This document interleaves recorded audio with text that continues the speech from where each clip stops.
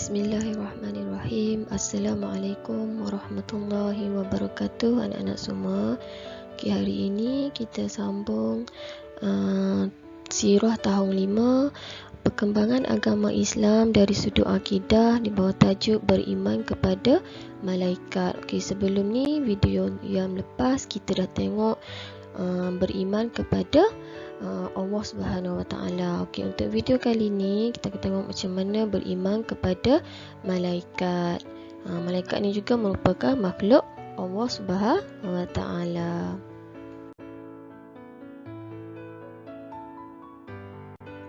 Anak-anak, jom kita pelajari tentang malaikat.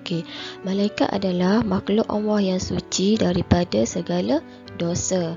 Malaikat sentiasa taat kepada Allah Subhanahu Wa Taala. Malaikat ni bukan macam kita selalu leka, lalai, selalu buang masa. Tapi malaikat ni tak. Malaikat ni makhluk Allah yang paling taat akan perintah Allah. Hukum kita beriman kepada malaikat adalah wajib. 10 malaikat mempunyai tugas masing-masing. Setiap malaikat ni ada tugas masing-masing yang telah ditetapkan oleh Allah Subhanahu Wa Taala. Malaikat Jibril, contohnya malaikat Jibril telah menjadi perantaraan Allah Subhanahu Wa Taala menyampaikan wahyu kepada para nabi dan rasul. Kalau Allah Subhanahu Wa Taala nak menyampaikan apa-apa wahyu ataupun apa-apa maklumat, malaikat inilah akan menjadi perantaraan antara Allah Subhanahu Wa Taala dengan para nabi dan rasul. Contohnya ketika usia Nabi Muhammad SAW 40 tahun, malaikat Jibril datang ke Gua Hira untuk menyampaikan wahyu kepada Rasulullah SAW. Ini peristiwa ketika Nabi Muhammad SAW menerima wahyu yang pertama. Malaikat Jibril yang datang untuk menemui Nabi Muhammad SAW.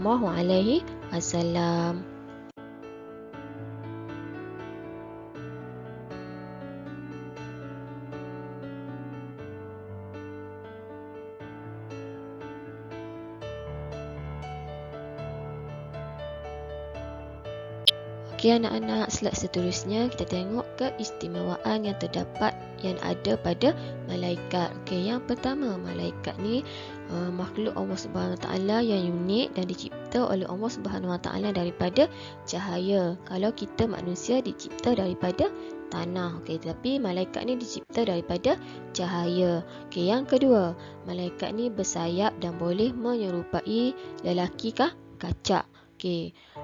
Malaikat boleh menyamar ataupun berubah menjadi seorang lelaki untuk berjumpa dengan para nabi dan rasul. Yang ketiga, malaikat juga berperanan sebagai utusan Allah Subhanahu Wa Taala.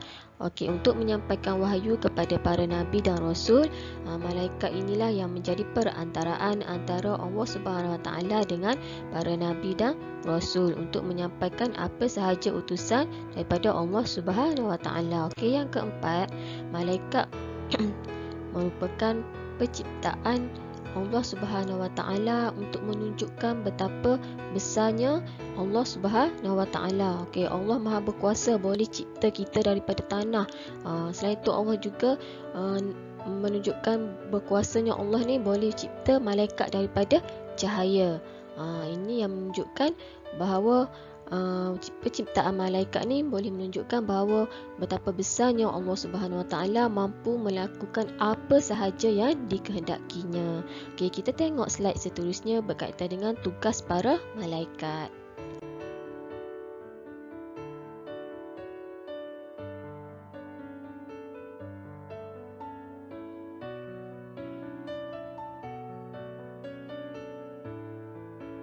Tugas-tugas umum para malaikat.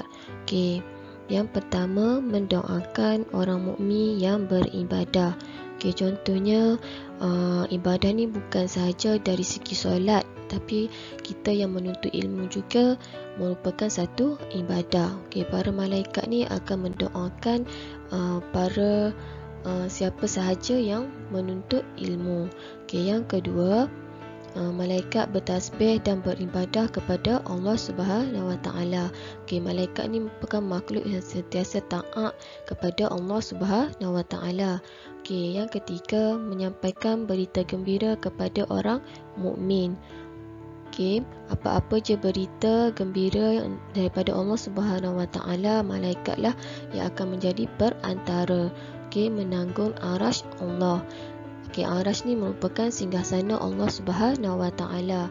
Okey, membantu dan menolong tentera Islam di medan perang. Okey, contohnya dalam peristiwa perang Badar, tentera Islam melawan tentera kafir Quraisy. Dalam peperangan ini, jumlah tentera Islam sangat sedikit, iaitu seramai 113 orang sahaja, manakala tentera kafir Quraisy seramai 1000 orang. Kalau fikir secara logik, mampu tak untuk jumlah yang sedikit untuk lawan jumlah yang ramai? Tapi dengan izin Allah Subhanahu Wa Taala, Allah telah menghantar para malaikat ini untuk membantu para tentera orang Islam untuk melawan kaum musyrikin Mekah. Dalam peperangan ni, orang Islam telah menang dalam peperangan Badar. Okey, yang terakhir, para malaikat memohon supaya diampuni dosa-dosa orang yang menuntut ilmu. Okey, orang yang menuntut ilmu ni merupakan satu amalan yang mulia di sisi Allah Subhanahu Wa Taala. Okey, para malaikat ni memohon supaya orang-orang yang berilmu ni sentiasa diampunkan segala dosa mereka. Okey, seterusnya kita tengok tugas khusus para malaikat.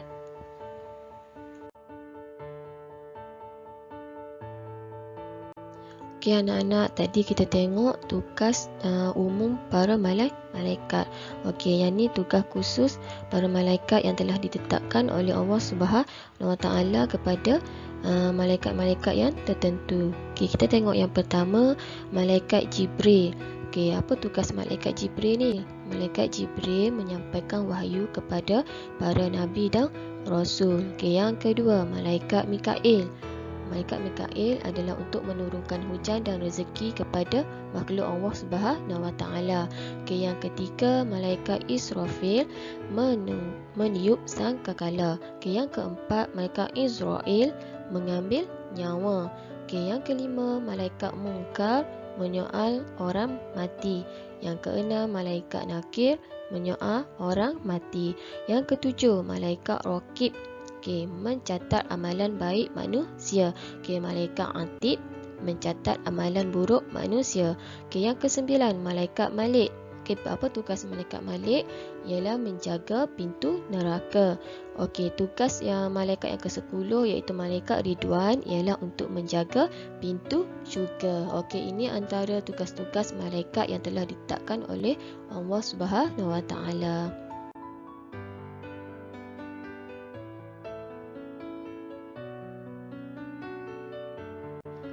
Okey anak-anak, demikianlah dulu pelajaran kita untuk video kali ini, iaitu perkembangan agama Islam dari sudut akidah beriman kepada para malaikat. Okey, insya-Allah kita akan sambung video yang akan datang, iaitu beriman kepada para nabi dan rasul.